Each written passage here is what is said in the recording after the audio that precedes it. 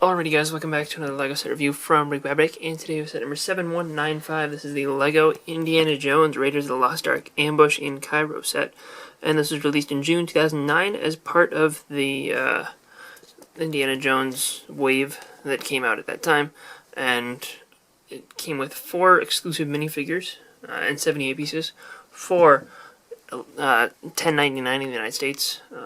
So, you know, it was a pretty small set. One of the smallest Indiana Jones sets that was ever released, and it was based on a pretty iconic scene from Raiders of the Lost Ark. So, you know, it was one that I sort of wanted to pick up, and I got this recently for a really good deal off of Facebook. So now we have it, and I'm going to take a look at it. So it is a really small set, so the builds are pretty simple, but we do have this one little market stand here, which has the nice purple car roof piece used as a little bit of an awning, and we'd have a metallic gold plate piece or dish piece, and 2 apples. So I guess this stand sells apples, and we get these 2 little baskets here, which you can kind of rotate side to side if you want to. And around the back, there's really nowhere for anyone to stand. It's just sort of meant to be like a little table underneath a little awning. And if you wanted like this ninja dude to be the shopkeeper, you just put him back there like that, just standing them, you know, on the ground. And, you know, that works pretty fine, and, you know, it scales pretty decently to a minifigure as well. There's also this cart of hay, which, again, looks pretty appropriate, and, you know, makes a lot of sense with the scene. So, just a good thing. It does have this machine gun style piece, which is not super duper common. I remember having it from a couple of Cars 2 sets, but, you know, it doesn't really get used too much outside of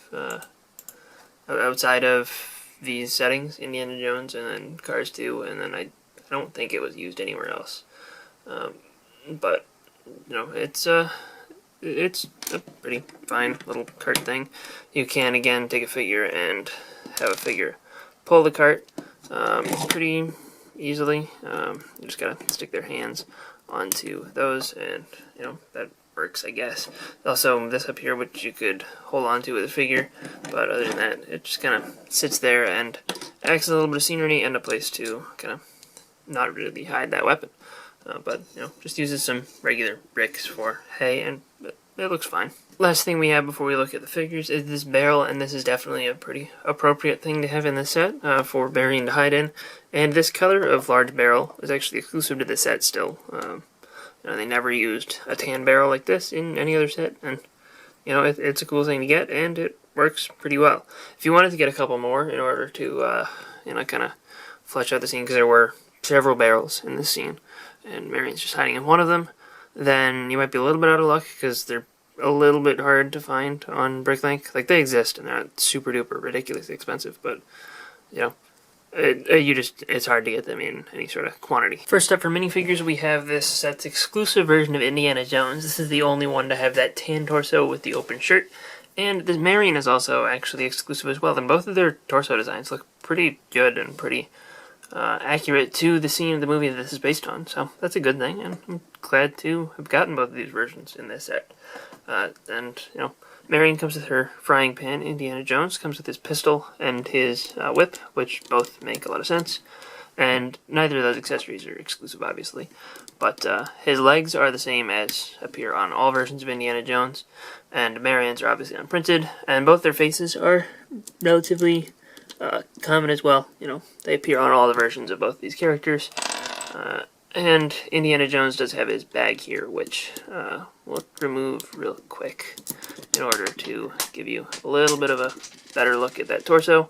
And his head went rolling away. But if we turn around, Indiana Jones did not have an alternate face because, of course, of his hat, which would prevent that from getting hidden. But Marion does actually have an alternate face, which, you know, Marion's face is a little bit more dated than Indy's.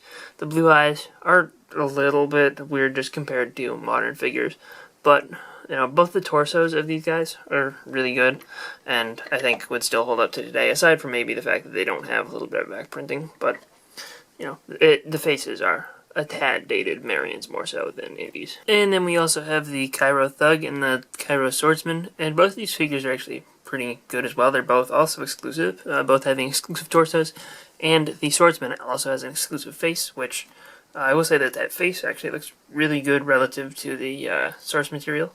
The actor who plays this guy looks pretty similar to that, and that's pretty good. He also has this turban piece, which is pretty cool and not too common in that black color. And he also actually has back printing on his torso, which is really cool. He's the only one in the set to have that. And there's no back printing or no alternate face on the thug who has this ninja mask piece.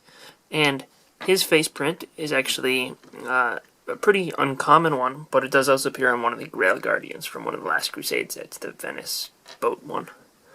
And, you know, both of these are pretty cool. He does come with a carrot in dark brown to use a little bit of a club.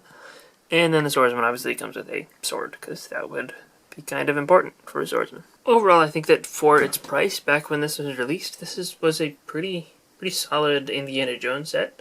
It definitely was able to successfully recreate a very iconic scene from the movie in a pretty cheap package. Like, I mean, if you wanted to complain, you could say maybe they should have included some other stuff to expand the market scene. But I don't really think that that was super necessary. All it would have done is raise the price, which, you know, I mean, yeah, you could always argue that a more expensive set would be better, but it would also be more expensive, so you'd have to spend more to get it. And I think that, you know, for a cheap set to exist that had these 4 relatively desirable figures and made a relatively desirable scene, I think that was a good thing. Nowadays, it is a little bit more expensive, like $30 used and about $60 new sealed, which is a little bit pricey, and I don't know if I would recommend going out of your way to get it for those prices, unless you're a really big Indiana Jones fan and you want to have this scene, which, yeah, there's people who are going to want that, and I think that's perfectly fine, perfectly good.